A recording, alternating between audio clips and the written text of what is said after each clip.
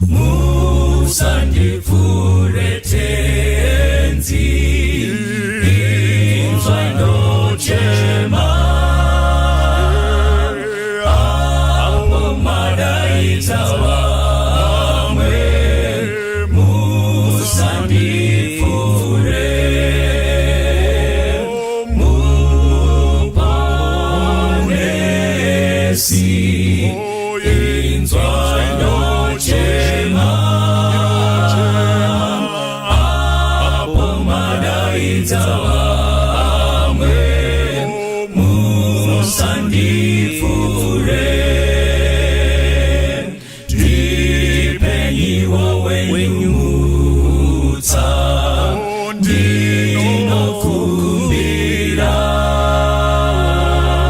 ndiri kupfukamira nekudawira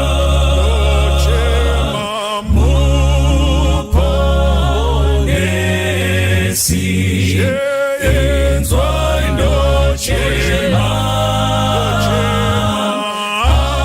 apo madaidza vamwe musandipfure ndinomusimbira Jesu ndinokutsvaka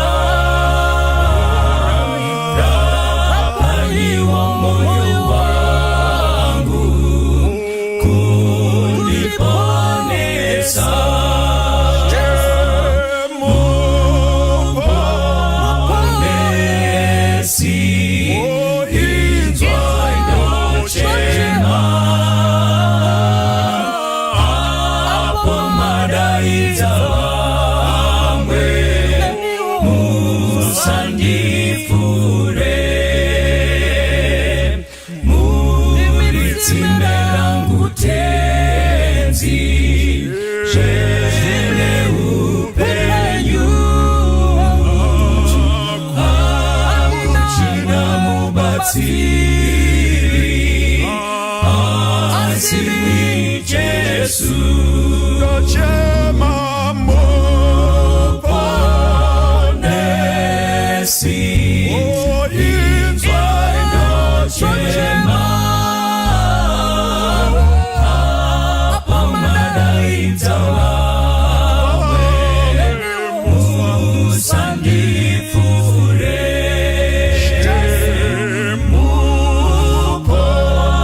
muponesi inzwa ndochema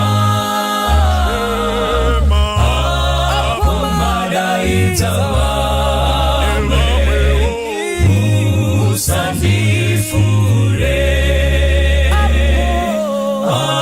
apo madaidza vamwe musandipfure apo madaidza vamwe musandipfure.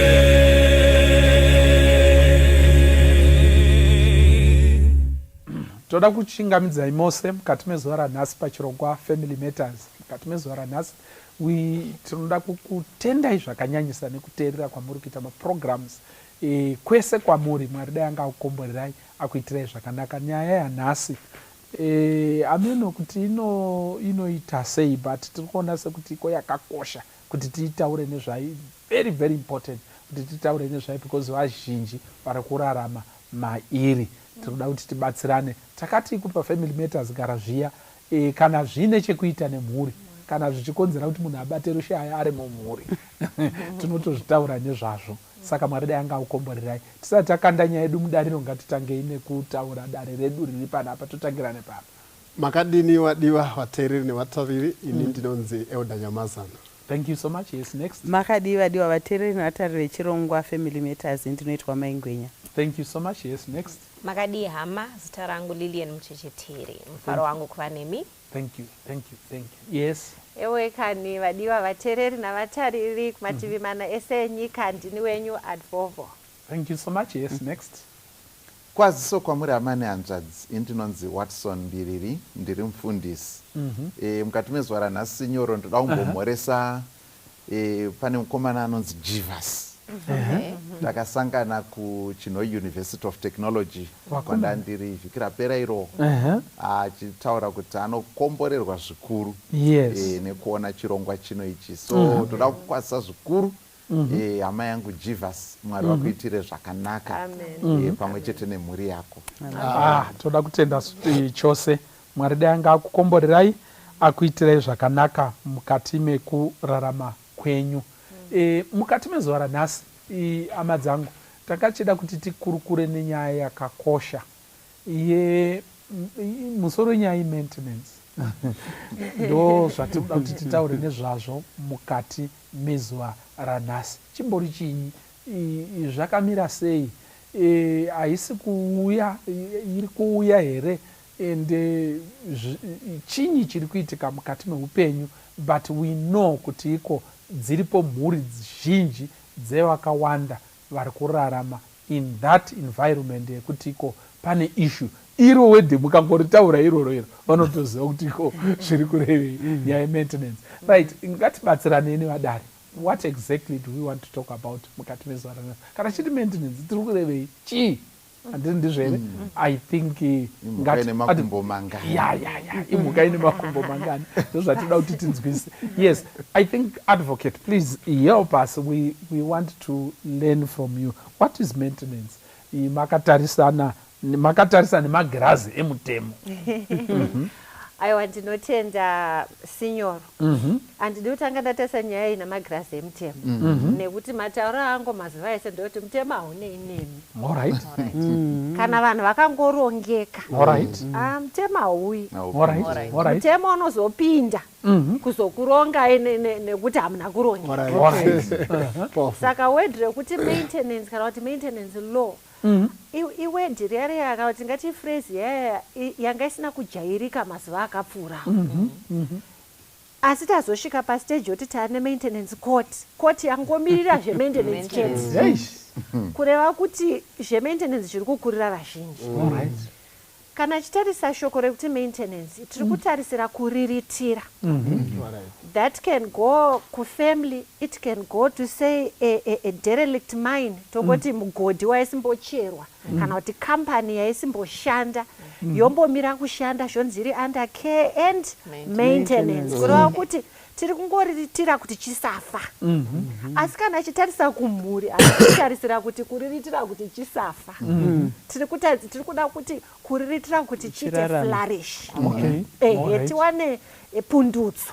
Handiti nekuzona maresults anonakidza. Saka maintenance mumhuri inotanga nababa namai. They are the ones who have what we call at law a reciprocal duty to maintain each other. Inotoshamisa vazhinji kuti mukadzi ane kodzero yekuriritirwa nemurume wake. Murume ane equal kodzero. Toda zvinhu zvechokwadi chete muri kuti kudiniko? Ndikutorevesa sinyoro. Murume ane equal kodzero yekuriritirwa nemukadzi wake. Saka hamushamisiki imi muchizoona kukoti mukyu yevanhu vakamirira nyaya dzavo kuti dzitongwe kuna baba vatatu nanamai vashanu. Vachitoti uye haasi kudini, haasi kuchengeta. Yes, nemhaka yekuti handisi kushanda mazuva. Kana kuti mapiritsi angu handofana kumwa, handichakwanisi kuatenga, haasi kunditengera. Mukadzi wangu uyu, remember we are now a unit, a legal institution. Tabva uku taakutarisa kuriritirwa kwevana. Handitika totaura isusu pachirungu kuti the two parties, the two parents have a mutual duty to look after the children. Saka hakuna ane basa rakawanda rekuchengeta vana kubvira mumwe. Zvichireva kuti kana munhu achienda kukoti kumaintenance kuya anditika koti inobvunza kuti uyu wada kuti amaintaine anoshanda here honga anoshanda kupi anowana mari kudi vasati vati saka imbinga kai ngaabhadhare kauyo anobvunza kuti koiwe what are you contributing sati tataura kuti uyu ari kudzoko iwe uri kuitei nokuti hauzi you are not disabled handitika you are able bodied unofanira kuitawo zvinhu zvinoita kuti ucontribute because at the end of the day tofanira kuva nebalance whether muri mese mumba kana kuti muri kunze dzimwe nguva zvinozonzi maintenance inotafanika vanhu varambana kana kuti vamitisana aiwa muchitori mumba that duty starts there. Saka ndiri kufunga imimi manje maimimi pachitaurwa zvinhu zvese mabva mauya mupfungwa dzangu manje mune katsika kekuviga zvinhu zvenyu munoziva kuti pane vamwe vanhu vanodhimanda kuti uyai nechingwa iye aine 1000 ainayo akaisa muhomwe anotaura kuti iko uyai nechingwa kupesanisa vanhu vagere vakagarawo zvakanaka vachiona chirombo. Right. Ndafarira kuti iko at law tese tine ruramiro yekuchengetwa neumwe wako handiti ndizvo here but zvinenge zvinoita sekuti iko murume ndiye anofanirwa kuchengeta mukadzi to the extent yekuti iko mukadzi anokwanisa kutochengetedza zvimari zvaanowana ani zvere zvinozonzi iko akadzi vane musoro shuwa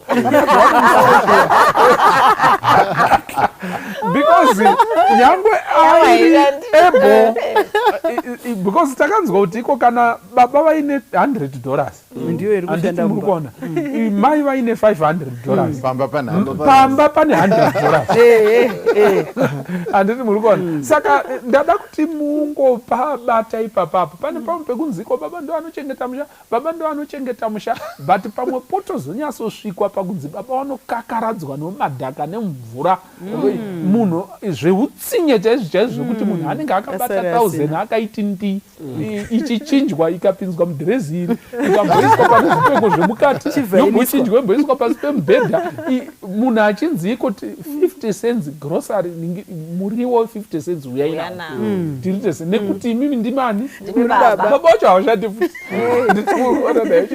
saka mabva mangoya mupfungwa mangu nekatsika kenyika kakupataurwa zvemutemo. When is it zvino panozotaurwa nyaya dzemaintenance ndepapi saka tanzi muchitogara mese pasina chaitika muri pamwe chete you are supposed to maintain each other handiti ndizvo here kana mukasiyana handiti ndizvo here you are supposed to maintain each other again ndizvo here right nekumendena chiwana handiti ndizvo here thank you pane here ane chimwe chekutaura indada kungokwereta ndisina kurerekera kumutemo kukwereta kuchirungu kungoti varare kuti maintenance kureva kuti pane chinhano chazvaimbova saka nemacircumstances omumhuri chikero chinogona kudzikira sezvataura zvokuti pamwe umwe ogwara umwe haachashandi saka mararamiro ake achinja kubva pazvanga zviri so to maintain is to keep as it way pazvanga zviri ndichizotoredzera kuenda kwaiwe kwekuti sekuti kana vabereki vasiyana vana vanga vane kamwe kaupenyu kavanga vakajaira so to maintain that pamatare opindira manje zvamotaugwa zvaya kuti varongere vana ava kuti upenyu hungosanduka here nekuda kwemadecisions aitwa newabereki. Thank you so much. Ndafarira that angle to maintain where it was handiti muri kuona zvakakosha izvozvo mukati meupenyu kungomaintaina zvinhu haikona umbva wakonzera noise kutukana kwenyu muri vabereki muri vaviri vanombva wabviswa pahameno chikoro chiya Borodale Christian school woendeswa pamupinyi wasvotoka ningirikiri hai handiti muri kuona nayo cheripo pana headmaster ari kutorasika zvake akasunga ameno netai handiti muri kuona nayo cheripo hazvizoite kuvana hazvina kunaka kuvana saka maintenance ndofunga kaidea kekuti iko pane zvaitika but try to at least to maintain a certain level of sanity in them. Thank you so much. Yes. Rigandiwedzere imwe nyaya yemaintenance. Ndofunga kuti zvambotawana advo kuti mutemo hauye kwamuri kana makanyasa kurongeka. But pane vanhu vane tsika yekusada kuva responsible. Good. Oh, yeah. You are right. Saka zvinoita pamaintenance is to compel people to be responsible for their actions. Kana ukadyara muavocado pear kuti ukure zvakanaka unoda kudiridzirwa. Similarly, ukaita vana panyika wada kuchengetwa. They need to be maintained. Saka ini ndinofunga kuti mutemo uri kuzouya kumeka sure kuti no, iwo kana waisa for example vana panyika, ndikopa example yevana. Kana waisa vana panyika chimeka sure kuti wadinai wachengeta. Because kune vamwe vanhu vane system yekungodyara. Yekungodyara chingodinai wachingoenda. But mutemo uri kuti aiwa iwe tiri kudhonza bhachi. Kana watodyara chimeka sure kuti you are maintaining. Saka I think it's there to make sure that we are responsible for our actions. Wow. Thank you so much. Yes, zikanwa kunzi une ma-stands kukuwadzana. Une imwe stand pabhora. Kwete vana. I think it's very, very important. Commercial stand pamurambinda. Kwete ngoti kwese kwaendwa nevanhu kunongoonekwa munhu ane guma rinenge rako. It's not right. Atidi kudaro, atidi ndizvo. Pa-family matters, we don't believe in that. Yes, thank you so much. Ndiani anofanira kubhadhara maintenance? Anofanira kuibhadhara ndiani? Who should pay? Yes. Ini ndandida kumbodzokera mumashure pane nyaya yematauro kuti kana pamba paine $100 iri momwe mababa ndiyo irimo ndo iri kuverengwa ndo mari iripo. Ndandoda kungofunga kuti haisi here nyaya yetsika dzedu sevanhu kuti ndidzo dzinotikonzeresa kuti tifunge like that. Nokuti vamwe vedu kudivi kwedzimwe nyika havafungi like izvozvo. Kana kuti nemacultures amwe atinenge tabvumira kuti tine ukama hwakamira sei nemari, ndo panozosvika nyaya dzekuti mari dzedu dzakuhwandana, dzakuita chiwande-hwande. Saka imwe inobuda, imwe haibudi, even yababa yacho dzimwe nguva haisi kutobuda yese. Saka inyenge yanyaya yokunzvenga kuti zvakaintroducwa mukati memhuri, baba ndo vari kungonzi vanofanira according to our culture.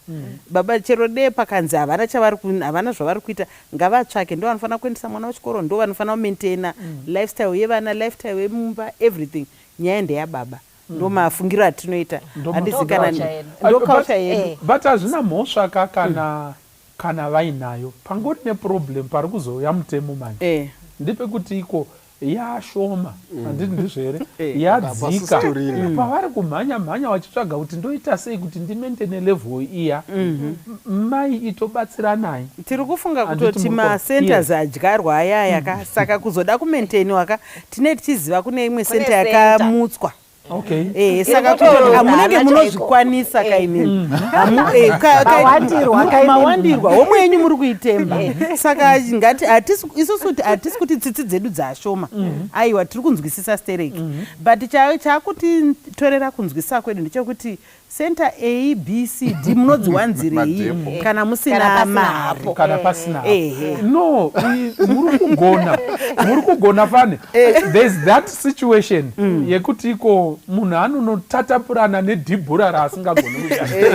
Handiti muri kuona. Therefore GDP yemhuri yoita sei yodzikira. Vari kunyatsoziva tutsika twako. Vanhu kuti aiwa mira semurume. Ndiwakati uri chiyo. Uri ndodha. Yes, there's that side of the story. Kuti ndiwateya mariva murutsa. There's that side of the story. But there's another side of the story whereby there are no centers. But munhu atongobudawo basa ari kutsvaga rimwe.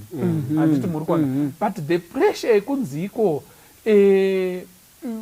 when you are able semudzimai itoripo utori nayo wotaura kuti hazviite kusvikira munhu yato chimwe chatomutadzisa kuenda kunotsvaga basa racho iBP yakatokudisa. Handiti muri kuona. That type of approach yekuti iko ndiwe baba panapa no matter what. Wautsinye. Unenge wautsinye. Ndo zvatiri kuda kuedza kuti iko vana mai vabatsirikane kusaidhi tirove kunzungu nekunyima izvi zvibhebhenenga izvi zvekudyara zvichidyara aiwa hatina kumbozvirerera handiti muri kuona saka mentena nyundwa yako kana uchifunga kuti uri bhuru handiti muri kuona saka anofanirwa kubhadhara we should pay maintenance. Maybe ndingapinda mamuchitinakidza nevanodyara vanoda kurepresentwa kumaconference ese sekuwanda kwamaconference vanda representation right. Maybe ndo mungandibvumidzawo ndipindurudze mubvunzo wamabvunza kuti ndiani anofanira kubhadharirwa maintenance. Handiti kana chekutanga pana malegal rights anouya by virtue of matrimony, but muchazo anofanirwa kubhadharirwa ndo zvinotiudza anobhadhara saka pana marights anouya ari proud anochinja mubvunzo wabvunza regai ndikupindure. Aiwa, saka apa ndiri kuti by virtue of matrimony kuti maroorana pana marights anouya ekutochengetana handitika ekuchengetana zvinowiriranawo nekuwana kwenyu ndizvoka. So pane iwaya anonzi yatingati inozonzi zvayo alimony kana vanhu varambana, asi kana vachirimo zvandataura zviya ndezvekuti a person must maintain their spouse. It's at law that you must do that. Saka akaroora ese kana wese kana kuti akaroorwa wese anobvisa maintenance and anobvisirwa maintenance and haibviswi pakunzi yakadomwa handitika inobviswa murudo. Toda kubvisa pfungwa yaya mushokoshe inana vamwe vana baba vane yatoti fire escape attitude handitika towards maintenance yekuti what is the least that I need to do in order not to go to jail. Handitika ndobuda neburi ripi uri kuona nyari kuti chii chingandita kuti ndisazoendeswa kumaintenance court ndivaudza kuti ndinodai ice cream haibude mari yekunzi vana vambondotambawo vambondenda haibude zvanzi school fees ndikubhadhara renti ndikubhadhara munhu anayo asi ari kuita zhazhazhe kuti kwakwako the barest minimum handiti saka anotoibhadhara direct kuchikoro exactly mozotadzwa marisiti maona nyaya iripo saka plus kuna namai futi vanodaro hatingambochenesi vana mai ipapo vekuti what's the least that I need to do in order to escape the noose handitika kuti ndisazosungwa ndisazonzi exactly ndizvozvo. Then hazvinei nekuti vanhu vakaroorana here kana kuti havana vachakaroorana here. Handipana marights anouya by virtue of marriage. Pamunorambana paya both partners continue to hold those rights kuti vachengetwe nemwe wake chero madivorce. And this is until death kana kuti remarriage. Ndakatoverenga hameno chimwe imwe story yanga iri pasocial media nezuro yaitaura kuti court orders iyoyo hamenoti moionawo sei yakatondivhundutsawo court orders men to continue paying alimony for ex-wife who is now living with another man. You see, court haimoralize. The court does not moralize. We look at everything with moral eyes, but the court looks at it with legal eyes. Saka izvozvo zvinogona kutowanika ende zvinorwadza. Asi kana warambana nemurume wako kana kuti warambana nemukadzi wako, that duty to pay maintenance continues until their death or remarriage. It can be varied, of course, depending on kuti ma circumstances akamira sei. Ndombomira ipapo ndoti kuvana mwana wese ane mbere akazvarwa nemunhu ane right to maintenance. Ndizvoka ane right to maintenance. Whether wakaroora mai vacho kana kuti usina. Apa ndinoga nditaure ndichirerekera kuvarume because vana generally vanogara namai. Saka zvinodyiwa namai ndo zvinodyiwa nevana, pavanogara ndo pavanogara. Saka vanowanza kuita undururani, unubu, unaradada, undwindwi, umbarapatsetsetse, tinapachenda ushura muromo. Uzhuva matungu. Ndivana baba. Ivava vanongoti anoitisa munhu mwana kana kuti anosiya vana mai. Iye odini? Iye oenda. Anotomirira kupiwa court order. Kana kushedzwa kukoti kuti azorangarira kuti no, I have a responsibility. At law tinoti there is no pleasure without responsibility. Saka mwana wese deserves kuti achengetiwe navabereki vake handitika according of course pane zvavanokwanisa ndizvoka and until ava ne-18 years until ava an adult ava a major ndizvoka. However, that duty can extend. Mai havachakwanisi kuenda kukoti kundotsvagira mwana maintenance ane 18 years. Asi mwana anokwanisa kuenda kukoti akazvimiririra achisungisa mai vake kana baba vake kuti inini ndichitoda kuchengeta nokuti ndiri kuti handisati ndichiri kuenda kucollege ndaa 18 hongu but I am not emancipated financially. Saka ngavapiwe instruction kana order yokuti vandibhadharire university tertiary education until I'm able to stand on my own 2 feet. Kana usati waita mhosva unofunga kuti mapurisa haasenzi, anenge vasingasungi, unofunga kuti havasunga, but ukazoita mhosva utoona kuti right vanhu vari pabasa. Thank you for that light. For that light, thank you. Who should pay maintenance? I think it's very, very clear. Dr. Watson, we have something to say. Yes, I think tatarisa tiri kupiwa chiedza chiri kutiratidza kuti at law zvinotarisirwa and so on. But ndoonawo zvakare in addition to that passage inoi from Genesis chapter 20 kuti kubva pakutarisa kunoita Mwari munoziva acrimony yakaitika pana mumhuri yaAbraham pana Haga naSara. Pazoita chimwana chiya chazodidi zvikabva zvanetsa kuna Sara. So kusvikira Haga hanzi ngaabve pano ikanetsa. Munoziva kuti yakanetsa nyaya iyoyo zvokuti so she said to saka Sara ndiye akupenga.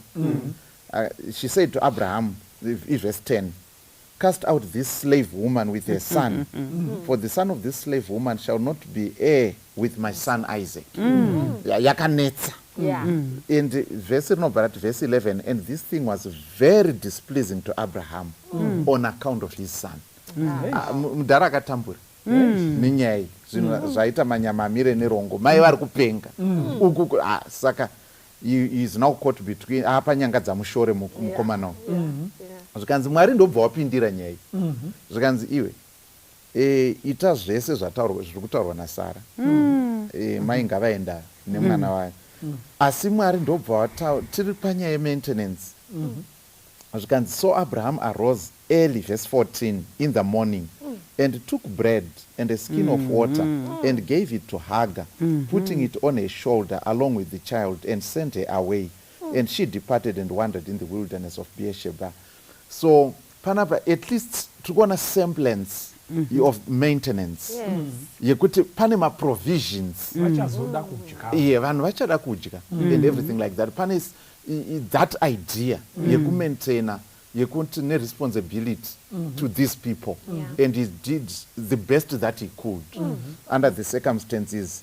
Mwari zvakare, verse 13, and I will make a nation of the son of the slave woman also, because he is your offspring. On my part, I'm not going to neglect. I'm going to do my part to make sure kuti mukomana wiko zvinhu zvichamufambira zvakanaka. Abraham does his part. Saka ndikuona kuti nyaya yewelfare yevanhu vari mumhuri, God is concerned, and Mwari vanotopindira. Saka kana tiri kuzviita zvine chikomborero, asi kana tine negligence yatiri kuita kuti une mwana ari kuchegutuku, kune mwana ari kuchakare, iwe wakasofuratira kare urikugara kuchiwaridzo kubhinduroko, unogona kutatapurana netsamwa yedenga because God is concerned about welfare. Saka tikuona Mwari achipindira panapa panyaya dzemaintenance newelfare yevanhu. Amen. Ende dambudziko nderekutiko pamwe pacho shoko raMwari rinotaura kutiko Mwari anotonga zvakaipa zvemunhu nezvibereko zvemabasa ake. Handiti muri kuona zvazvinoreva kwandiri inini ndezvekutiko zvakaipa wakaita but zvakaipa zvine zvazvinobereka. Handiti muri kuona. Ndiri kuona Mwari achiona mwana ari wacho akamirirwa kuti avambe ngoma kuti shavi ribude kana kuti mudzimu usvike. Handiti Mwari otobvunza kuti mwana wani zvoonekwa unzi aiwa mwana uyu ndiwa elder nhingi vari kutungamirira pachechi atori kuchechi. handiti muri kuona ndo vatori nemharidzo nhasi. handiti muri kuona vakamuramba vari headmaster kuchikuru madziva. handiti muri kuona ndobva yangovharwa. saka iye zvino izvi vane mukadzi munyowani vachienderera mberi but mwana uyu tarisai kwaari. saka hanzi Mwari anozvitarisa zvese izvozvi midzimu iri kubuda yese nezviri kuafekta nechinyi zvikonzereswa nemwana mhosva dzacho dzogona kuzopailiwa baba. handiti muri kuona nayo chaipo. saka zvakakosha mukati meupenyu kutiko makakwana here, vana vako varipi, vari kudyei, vari kurara pai mukati meupenyu. What are you doing pamusoro pevana vavo mukati mekurarama. Saka chimwe chinhu chandakoshesa panapa ndechekutiko tese tine obligation baba namai kuti vana ava vaita sei nekurarama kwakanaka. Maingwenya, do you have anything to add on as we move on? Inini ndabatikana nenyaya yekuti vana vanozosvika pakunozvimiririra. Kwete kuti ukatoona mwana ari kuenda kurati kuti vabereki vari kukwanisa asi vese vangoti it's not my responsibility, uyoti it's not my responsibility. Ende ndiri kuona sekuti dei Mwari atibatsira kuti panyaya yevana ava nevamataura zvekare vana nababa vari kuziva kune vana vavo, vana vari kutambudzika, vamwe dzatoo mhondi, vamwe vari kuita zvinhu zvisakarurama mukati memacommunities nokuda kwokuti havana ari kuchengeta, havana ari kutarisira. Even vana mai vamwe vakaita vana vavakaita vakanzi usauya naye kumuchato, vana ivavo vakasiya vana vari kusafa. Ava vamwe vana vari kuenda itori rimwe crop, uyo haana kana kutombonyora zita rake kana kudini because pane vamwe vakati hakwani kunoko. Saka ndoona sokuti vana vese ivavo vanoda kukonzerwa. Indangobatikana hangu nenyaya yevana yevanhu vakuru ndiri kutodzidzawo panapa.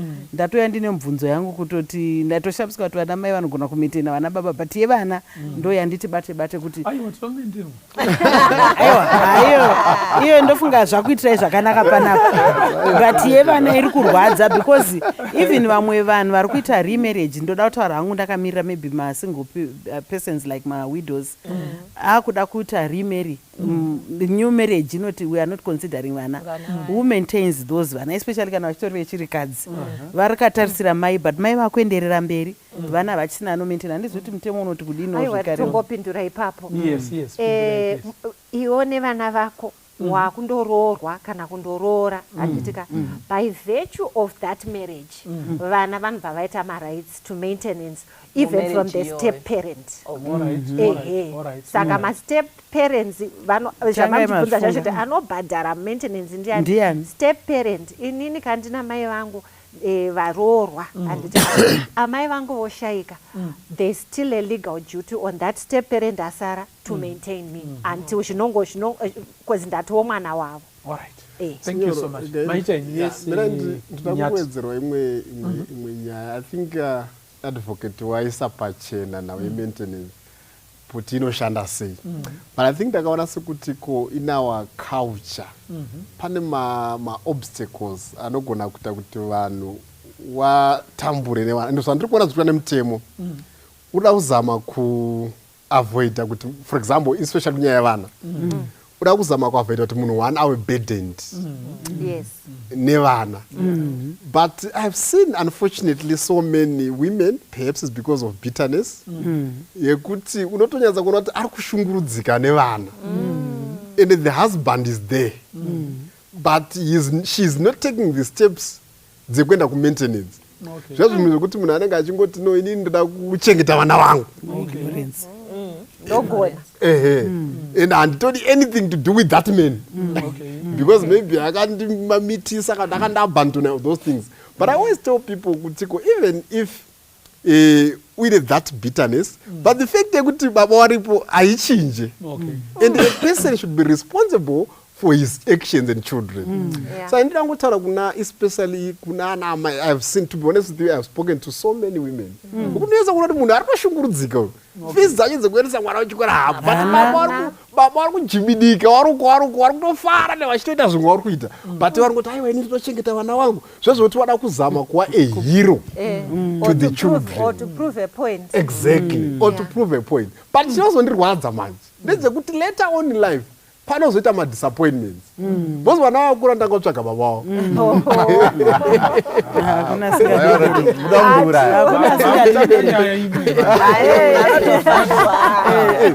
Wandakotsvaga baba vavo kuti baba vangu, for example, musikana aurorwa andoti pfuma yangu inofanira zvera dhedhe wangu.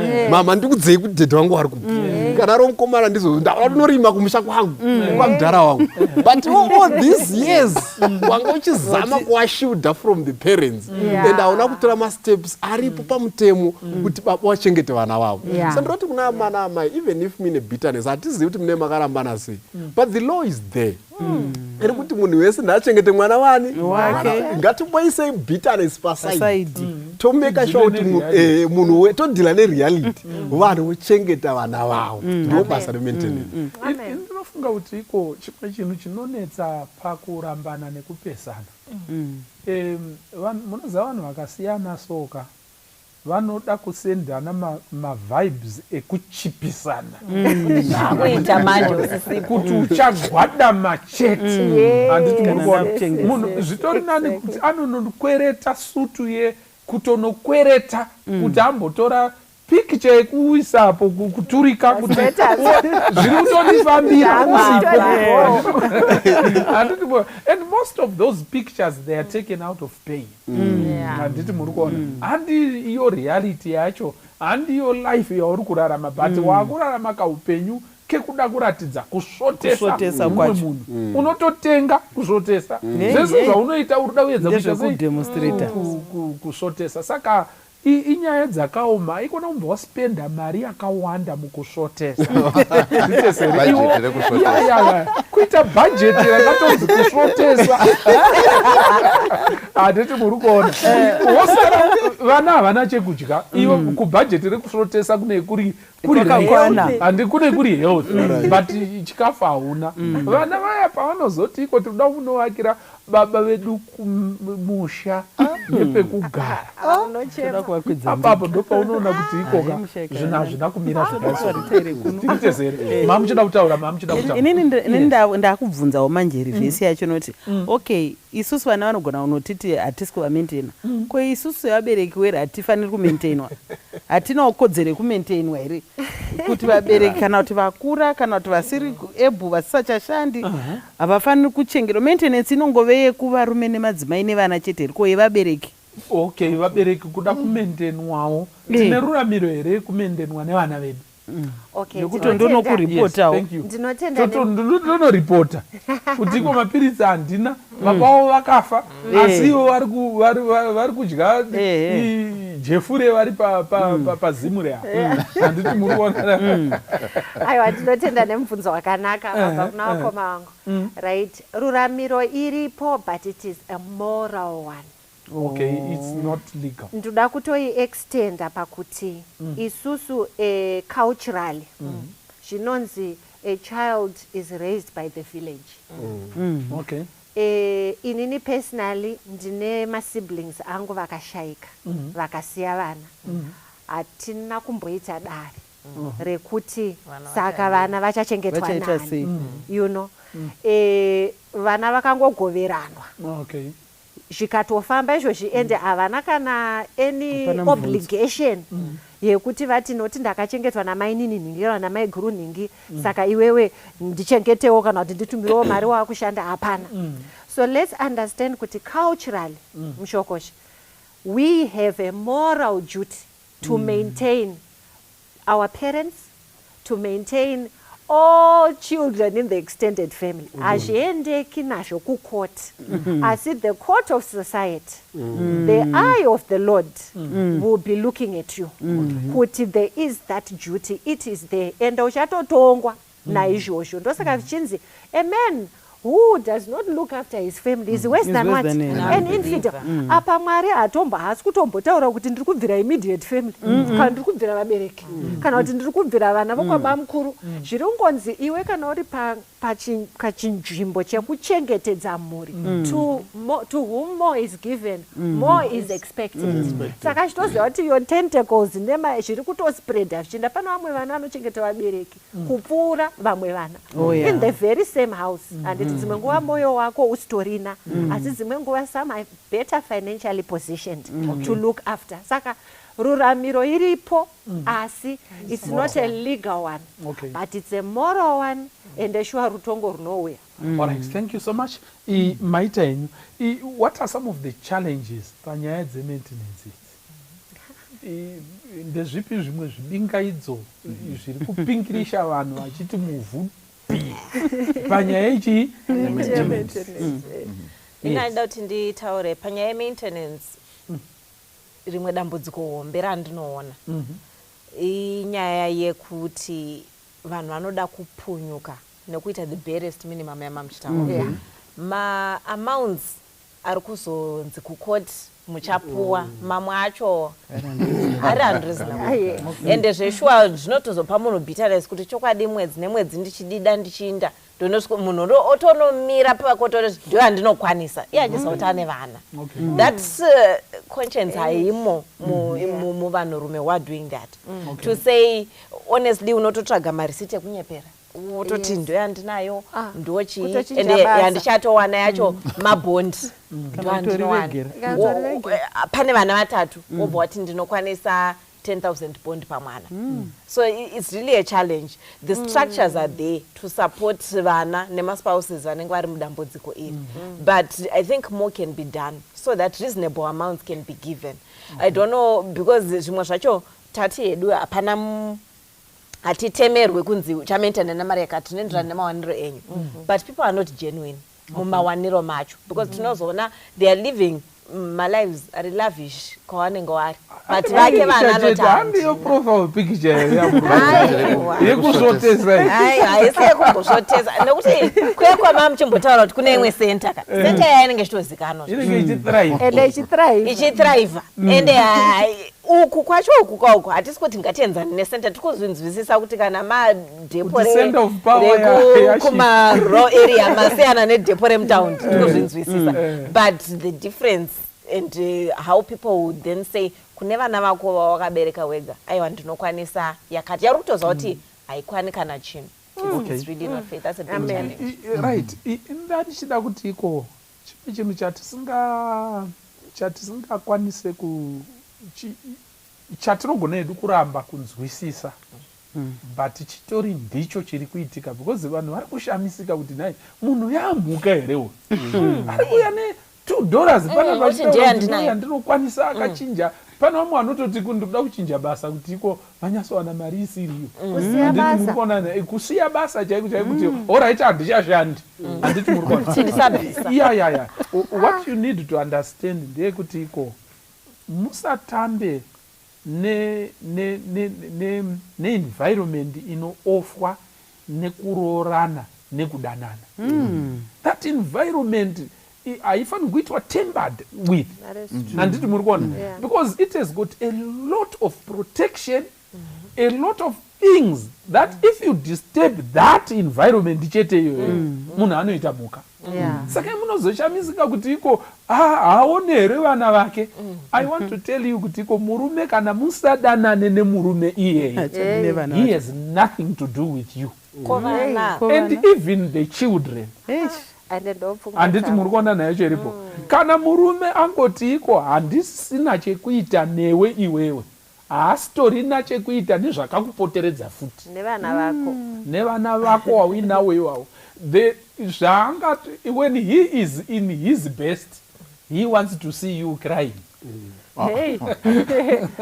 handiti muri kuona. Saka that's ndo zvingarambike, but that's the spirit inobata munhu kana muchato waparara, vanhu vasiri pamwe chete.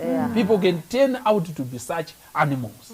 Zvakadaro zvekutoti iko yekumaintenance nekuti iko mwana achichengetwa achidini, vanotomirira kuti mutemo uri kuti kudii, iyo mari yake akabata handiti muri kuona.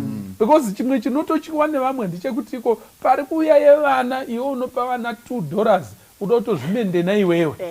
Saka haasi kuda kutomboona anything to do with kudziko chaakubetsera in any way, because hapasina chirudo masiyana. Handiti muri kuona. That's the other thing. Ndandoti kune vamwe havo vokuti vanoti isusu tasiyana ka, but wotozoona kutoti munhu wacho ari kumaintaina munhu wake. Variko vanhu vakadaro, aripo makesi akadaro wokuti munhu anoconsider kuti munhu uyu anofana kugara. Vamwe vanoramba bondi nevana riripo, rekumeka sure kuti pagere vana kuti ndiri kuitira vana vangu, zvandiri kuita ndiri kuitira vana vangu, uye edu tatadza kuwirirana, but vana ngavadyi, vana vagare zvakanaka. Inini ndofunga nekumbosangana nevanhu ndichiita family life counseling, marriage, counseling. Unosangana nemunhu wekuti anoti I want to stay connected to the kids, but kama huwa baba namai uchavabvumiri kudaro, but anongoti I'll do what I can. Kana iye akamisuzawo zvandaisawo ndizvo, I think vanhu vakadaro variko, tisingavangova brush kuti vanhu vese vakarambana vachadi vana vachadi. Varipo vamwe vanhu vanongoramba vachitoda vana, zvokuzosvika dzimwe nguva baba namai vanogona kudzokerana. Vamwe vanogona kupedzisira vatodzokerana because panocelebrata vana vari kusangana. That bitterness over period yaita sei yapera. Muona vanhu vaya vadzokedzana, vakutanga futi patsva kutsvetsvana, vacelebrata kamuzukuru vari vese, uyu ndisvitsewo akusvikira ndokuti ndisvitsewo. Alright, maybe it depends nekuti iko vanhu vakasiyana sei, kana kuti vabatsirwa sei. Ini chandachida kutotaura sinyoro ndechekuti zvamataura izvo zvekuti munhu anenge kuita that bitterness, oita pfini, oita chiramwa chendongwe nekudambura nemakumbo, handiti munoona. Saka indiri kufunga kuti zvakakosha nekuda kwekuti zvinhu zvakaita sekuti toti vanhu vasiyana, it's a traumatic experience. I think panoda kuti tinormalize kusika counseling so that we process our anger. Kana pari kuitwa izvozvo zvekuti munhu ari kuti ndichaita the bare minimum or something like that, apa tatichitaura tiri kuti machallenges anosanganikwa nawo handiti. Pane zvimwe zvinyorwa zvandaitarisa zvairatidza sekuti a very high percentage yevanhu vanofanira kubhadhara maintenance they default. They don't. Number one, mari yacho inenge iri shoma. Number two, mushoma hwayo, iyo shoma yacho iyo haiui. And then kochiti hyperinflation, kana tiri kutarisa situation yedu munyika muno, tomboti mari iri kuiswa iri mulocal currency, koti haringagarika everyday richadjust, but rate iri kudona every day. So you can imagine kuti munhu ane akasoseterwa last year kunzima imari kuti iye zvino izvi zvinoreva, asi pakatarisana nechinyi nevana vari kuda kudya, mafees ada kubhadharwa kuzvikoro and so on. Saka I think that's another challenge iyoyo yekuti the macroeconomic environment yedu is really unfriendly kune vanhu vanenge vari vachireceive mari dzakadaro dzekuti vachengeteke. But I think shoko guru nderekuti kana paitika chinhu chikuru chakadaro, it's a traumatic experience, it's unhealthy. Iwe wacho hausitori normal, muhasha dzako idzodzo hausi normal, you need help kuti ukwanise kuprocessa zvinhu nenzira yakanaka, woita marational decisions. Nokuda kwokuti tambotaura kuti vana ava vanokura, and one day muchatarisana mboni nemboni kudarizvo, vakura manje. Pane mumwe akauya, munoziva ndichipasta ndiri kupasta kuchitungwiza uko, akauya aitobva mujeri, akati pasta ndiri kutoenda kuna Mudhara izvozvizvi, apa anga aine mota yake yakapakwapo, ameno zvaaita nezvazvo, mapitsa ake akazara mumotikari imomo. Akati pasta, hapana ndiri kumbodyira munzira, ndiri kunoadya ese nemadhiringa ndiri pamberi pamudhara but haana kana one piece yaari kuzobata. Ndangomuratidza kuti I can have my life without you. You know, pane zvakaitika muupenyu hwake. Saka tiri kuti vana ava havarambi vari mamaina and havarambi vari in a dependent state. Vachakura even without you. Hazvizobudi zvakanaka. Yeah, but even that beside, pamberi paMwari, you have an obligation. Kana wakaunza a life into this world, you are responsible before God. You are responsible and accountable before God. Amen. Thank you so much. Saka vanhu vaMwari tiri ku makashatirwa mofu. Makashatirwa zvakanyanyisa because zvakasvika pasina kunyasoita zvakanyasa kunaka, makadadirwa kana kuti makashatirwa madhuwe, makashatirwa man'uwe and chiera zvina kutombomira zvakanyasa kunaka. But the issue yevana vamuinavo between the two of you hazvina kunaka zviri kuitika kuvana. I remember mwana achinditaurira kuti iko pastor, you don't know the pain of that the grass goes through when elephants are fighting. Yes, that is true. You don't know the pain because when elephants fight, akasvika pakutaura mashoko akadzama zvakada zvanzi, when elephants fight dzinogona kurasha mvura dzichirwa. Mvura iyoyo inosvikoenda pasora riri pasi, dzinotsika-tsika. Mvura iyoyo inotambirwa nesora riri pasi. Achitaura the pain that he went through because my parents aisawira. Saka tiri kutiko gadzirisai nyaya dziri mukati medzimba. Asi kana dzaramba kuti dzigadzirisike, rambanai zvine mutsigo, motarisa kuti vana vachazoita sei. Mukapedzera shungu and to blow your blows to your spouse muchishandisa vana sepunching bag, kurwadzisa mumwe nemumwe. Idishuwa Mwari uchatarisa mabasa ese iwayo ende hazvizotibudire zvakanyasa kunaka. What can we do? I'm in a situation yekuti maintenance yacho haisi kuuya, kana kuti yakasorowa neinflation kare kare, kana kuti iko haasi kutongobatika munhu wacho. Handiti muri kuona vana vanditarisa vari kuchema semwana uya waanga uya, kuti iko hapana chinhu chinorwadza mubereki sekuona mwana achichema and they have no help. Handiti muri kuona. What can we say to people in such situations? And what can we do? I think nyati mambopa zano kuti iko pane vamwe vanobva vangoti iko ini ndinoda kunyasomuratidza kuti ava vachakura. Handiti muri kuona. Wozviita nepfini but vana vari kutambura. Zvakangonaka kuti muvaonese patsvagwe kana paine kauya vabatsirikane vana. Zvobetseranawo nezvamuri kutengesa, kumhanya-mhanya kwamuri kuita teki, muchidzoka muchiita senjani njani, zvobetserana kamukachibva nekuko vana voti simukei approach their father. Maybe imwe ndangowedzera sinyoro ndeyekutiko I keep on referring kune zvatava naadvocate. Ukawana mutemo uriyo wakukontrola behavior yako kana kuti imba yako, it means as a person you need to do self-introspection. Pane pauri kuti rasike bicha. Saka isusu let's go serious kwete bicha. Ndiso pane pauri kurasika zviri serious. Ukanzwa mutemo wauya uchiti muna munero. Saka ndiri kutaura kune vanhu vakaita vana asi vasiri kuvachengeta. You don't need to be reminded by the law kuti wakaita vana, because mutemo uri kutozouya kuzogadzira, but iwe pachako unofanira kuzviziva kuti ndine vana vandinawo vari kuchengetwa nani. You know, I always tell people, even kana ndichitaura na even Amo kana Dokas, kuti no, you know what, let's be open on these issues. I think we challenge inotonetsaka maybe yatongoverisina kuti ndekuti kubaba vanogona kazhinji kacho kunoitika mwana kusaiti. but hazvitauriki kupi kumba, and as a result ndopaunoona mwana ari kuenda maboarding, but the one uyo ari kudzidza kwamupini wasotokako pamwe muchoro wacho haasi kutoenda. Saka ini ndogara ndichiudza especially ana baba kuti kana waitya kutaura nyaya waifanira kunge wakatotya kutotanga kuita mwana wacho.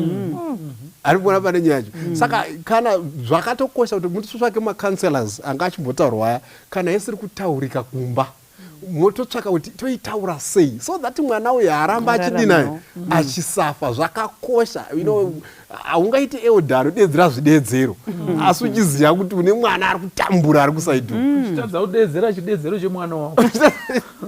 Saka I think the bottom line signor, let's be responsible. Ngatitsvakei vana vedu kwavari, ngapatsvakwe closure ngaita wana gono, nyaya dzotaurwa pamwe pacho dzinorwadza, but let's talk about, because to be honest with you, like what you're saying, Sawadari, maintenance kotika mari yainopa sometimes is not even adequate. Inorwa inflation pamwe pacho zoifambira kuite, but let's just learn to be responsible. Wana wako waripi? No question about it. Thank you so much.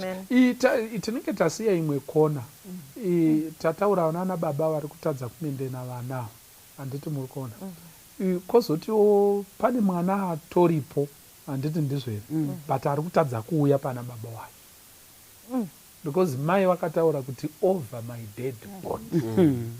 Handiti muri kuona. Uyu auye pana. Handiti muri kuona. Saka mwana uyu ari kumendenwa ari kokoko, ari kwambuya, ari kupi, ende mari kana ichienda kumwana akadaro inowanzo kana iri huku panozosvika nzondora 1 kuti uti zvidya zvadyiwa nani hauchabvunzi utongodya nzondora iyo. Saka takachida kutiko ipapapo ngapagadziriswa, hatisi kuencourage vanana baba kutiko tavakurudzira tikati baba kana uchida kuita tunhu turi apo nepapo spacing, haikona kuita child spacing yekuisa mwana apo nepapo, aiwa ndiye kutiko mudzimai akambo ita mastands, macommercial stands kwese handiti ndikuona kwete vana. But anyway kana atoripo handiti ndizvo here mai veruwadzana, mai vane bhachi dzvuku, mai vane bhachi regreen and all that, garai pasi nyaya itaurikei. Mwana akatambura ari kuko, baba wake vari pano, vasingatogoni kana kumubatsira, you are going to be held accountable also. Mukati tingokubata kwese, handiti ndizvo here, because pano umwe asingadawo, handiti muri kuona. Yes, thank you so much. We are talking about what can we do zvinhu hazvisi kufamba, maintenance yacho haisi kuuya, a lot of default. Ndida kudzokera pamataura nyaya yaHaga. Haga haana kupuwa zvakakwana. Abhurahamu anga asiri murombo, anga ainazvo, but zvaakamupa aiziva Abhurahamu kuti kuna Mwari anoenderera mberi kudarika paperera munhu. Haikwanisa kumupa zvese. Saka ndikuti nini unogona kupuwa zvisina kukwana, kana zvinogona iri zvisiko zvinokwana. Usabise tariro yako pana Mwari. Because mai vanofukidzira. Ndofunga simba racho nairoro rokurarama zvichitoendekera mberi tinoriona pamatestimony evamwe vakapfuura nepo. Saka hapana munhu ari kusangana nedambudziko riri so original. Zvokuti kana kusina zvisiri kuuya wozviita sei? Hazvisi kutouya. Tomira kurarama here. Vana haugoni kuvaramwa kuti chiendai kwenyu because hakuna chitoriko. Saka ini ndingoti kana zvaramba, fukidzira vana vako, chengeta vana.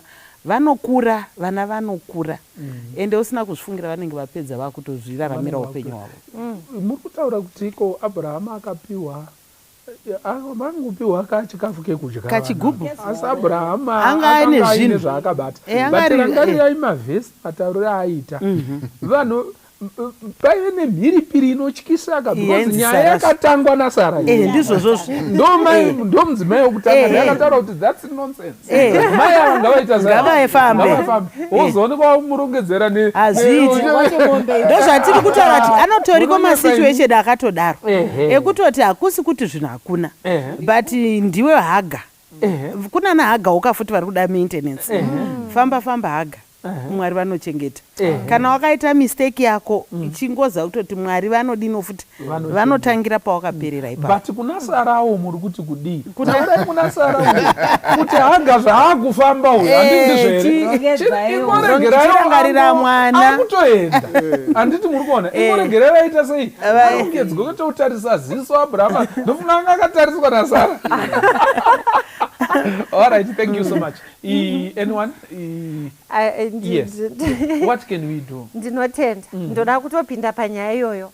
Please, small house haana right ye-maintenance. Okay. Vana ndo vane right ye-maintenance. Haipapo ndoda kupajekesa. Iya ndati maintenance duty inouya pamarriage. Pamarriage. Saka iwe kana uri girlfriend, marwei, uri kusango uko hauna kana right yokumaintaina, asi wane ndiye anotomaintainwa kupfuura chero mumba. Saka izvozvo ngatinzwisise. Saka Sara anga ari right. Sara ari right. Anotori nekodzero. But munodaro henyu hatingati Sara anga ari right because ndiye honzeri yokutanga. Ndiye akatoti uyo anga uyu enda kwaari asi akutanzi. Exactly. Because vanotori ko vazhinji vari musituation dzana haga in real life. Yokuti kune imimi mai vacho ndimakakonzeresa. Makatoti beta utore uyu muningina wangu. Muningina uyu hamuchamudi futi. Saka pane dzimwe tsika dzinongoti beta utore mumwe mukadzi. Iri kweri kutorake murume kekuti zvinongoita sekuti tora umwe mukadzi. Kana wafunga zvokutora umwe mukadzi. Handiti muri kuona. Kechipiri kusachengeta mozanda ndichitsvaga mubhaibheri maexamples usually kataita topic totsvaga mubhaibheri kuti tombopawo mabiblical examples anotaridza kuti pane varume vanga vasingachengeti ndaikutoshaya mubhaibheri maexamples evarume vanga vasingachengeti mhuri dzavo nevana vavo handitika kureva kuti kusachengeta mhuri it's a deviant behavior. It's strange, you know. Even Mwari anoti ndini Mwari wenherera neshirikadzi. Mwari ari kudenga anototi chero pazoshaya murume anochengeta inini ndinochengeta. I'll step in. Ndabva ipapo ndochitaura nyaya yekuti mati zvohwimwi kana maintenance isiri kuuya handitika. Pamutemo futi, you know, the law is not a toothless dog. Mutemo unotanga wati iwe kana maintenance isiri kuuya go to court, enforce your rights. You have the rights yekumaintainwa kana marights ekuti even muri mumba you are allowed to apply for maintenance musina kuseparate. Muchitori mumba. Kutoti tiri muno mumba takatodai tiri kutogarisana tisina kuramba. But munhu asiku akasunga. The law will listen. And because of that duty, number one. Number two, ndiona madzimai mazhinji zviri kutaurwa naElder Nyamazana kuti zvinenge sekuti vanhu vanenge vanotyira kure. When the right is there and the podium is there. But vanhu havasikuenda kundoenforce marights avo for whatever reason. It's very brave. It's embarrassing. Number one, people don't like kuti aonekwe kuda munhu wekuda ndi manager. You know what I mean? Apa murume kuda ndi whatever CEO kuti ndionekwa ndichiti toy noi. Ndichienda kumaintenance court zvinonyadzisa. Wesi kana uri judge kana kuti uri lawyer uri kutoendawo kuna mamwe malawyer vakatokutarisa uri mukiwo uri momo. So kana kuti uri mufundisi. You know what I mean? So it can be kana kuti my pastor. So there are many reasons why people choose not to go. Some of them they are not financial. Some of them they are social. Mamwe ndeye kuprotecta image, you know, that kind of integrity yake, you know. But that's why we say you need to be brave enough to go. And you don't need a lawyer. It's not expensive. Kukoti vakazozviita zvekuti they can serve anyone. The person ane dollar raangopinda naro mukombe achidzokera nayo kumba. They anoseviwa chete. If you see my charges achona they are so silly. They are nothing. And vana mafomu ekuti unongodzizita chichi uchinyora. You don't have to go to lawyers kuti zvinoma lawyer cannot afford. You can go straight to maintenance court. Wotodini wondobatsirika uri ikoko. Then kana inflation. Gono wanga achitaura kuti last year kuti last month. Maorder last month haana chaachareva nhasi. Handiti you are allowed to go to court. Kudini for variation. And tinoti, please can you vary up? Iwewo kana wapiwa order, you can go and apply kuti ndokumbira kuti muite vary down. Number one, macircumstances angu achinja kana kuti uyuwo atanga business riri kubudirira, saka ngachindibatsirawo handitika from this. Then court, like I was saying, is not a toothless dog. Kana wanzi maintenance order, handiti iwewo rega patori neaffidavit inonyorwa kuti uyu munhu uyu makamuti abhadhara wanei haasi kubhadhara. Saka inotonzi civil imprisonment. Zvinotosungisa kuenda kujere kuti hauna kubvisa chinyi maintenance for how long, unozosunungurwa mari yadini yabuda. Ndizvoka. Then kune inonzi garnish order. Itifana ngodza vatereri vedu, kune garnish order yekuti kana waona kuti munhu haasi kubvisa, izvo kuti mari yacho anzi bvisa $50 kana $20 asi iri kuramba kubuda, you are allowed to also sue their employer. Not only them, but their employer also. So that paneswa like a stop order. Yekutoti mari isati yapinda maakaunti make ye-maintenance yatodini yatofana kubvisa. Saka mikana yacho nema-opportunities nema-platforms akawanda. No one should ever get to a point where they are desperate. Is that so? But zivawo, ende vanongoti enda undovhura account ku-POSB. And you don't have to go kune ava vanozoti vanokubvunza zvakawanda, vanongoti POSB, have a POSB account, and at least ivawo nepayslip kana zivawo salary yemunhu wacho warudini wauri kusungisa, so that koti nedirection kundoiziva sei tisiri kumbotaura. Ndo nyaya iripo titawo ma-investigation ako. And ma-companies usually, ma-companies they don't mind kuti vabatsirane nevari kuzama kuti vachengetwe. Thank you so much, God. Would you conclude this for us? Yes, toda kutenda zvikuru. This is a Bible text yamborifeiwa naadvovo iri kutitaura panapa ichiti 1 Timothy chapter 5 verse 8. But if anyone does not provide for his relatives, and especially for members of his household, he has denied the faith and is worse than an unbeliever. Mwari vari kuti nyaya yekuchengeta mhuri yako iyi inyaya inokosha zvakadaro zvokuti unogona kusara tirimo muchechi tichiimba tichiparidza nekudzidzisa, asi Mwari kana vakakutarisa kuziva kuti kune mwana uye ari kuchikonohono kana kumahombekomo kukaribha iwe wakatokanganwa nezvazvo, zvanzi you are unbeliever, ari panumber line yekutenda unbeliever, iwe unopfuura kuenda kuminus. You are worse than an unotoda kuevangelizwa nema-unbeliever at least kuti utombouye pama-unbeliever kuti umbouye pazero padava because kwauri kwachoka kutozikanwa kuti ndekupi. Saka chinhu chinokosha zvakadaro. Munoona kuti nyaya yekuchengeta especially kana ari mumwe wako pakuwanana zvaifanirwa kuuya as a mutual, zvichibva murudo. Kana ari mwana, that paternal or maternal instinct, parental instinct, munoona chero tsoko chaidzo, chero gudo chairo richitandaniswa nembwa, mwana akadonha rinodzoka kunonhonga mwana waro richikuti rinofesa kutarisana nembwa dzinopenga richirwira mwana waro. Zvino kana munhu akaitwa nemufananidzo waMwari uchikwanisa kufuratira, zvinoreva kuti there is something that has died in me or in us. Chatofanira kuti ticheme kuna Mwari kuti chidzoswe ichocho tive vanhu. Otherwise hatisi tabva paunhu, tapa a state iri worse than yema-primates, mamwe mhuka dzimwe dziri musango idzi dzekuti dzinorwira vana vadzo. Dai Mwari vatibatsira kuti zvibve nechomukati. Patiri kukakazhana nekudidi, dai tawana kubetserekana kana iri counseling. Kuna umwe anongodeclare kuti ini nyaya dzangu ndinopedza ndega, asi tiona kuti ari kutopedzwa nacho. Muri kuona, dai Mwari vatibatsira tichengete mhuri dzedu. Tichengete mhuri. Ndakamboona kamwe kadocumentary kemhuka kaine tsoko, mwana akaita kachirwere kaakaita ndokubva afa. soko dzichiratidzwa kuti iko handisiuziva kuti yanga iri maspecies iwayo here or anything, it carries that baby in the hope yekuti wangu hafi.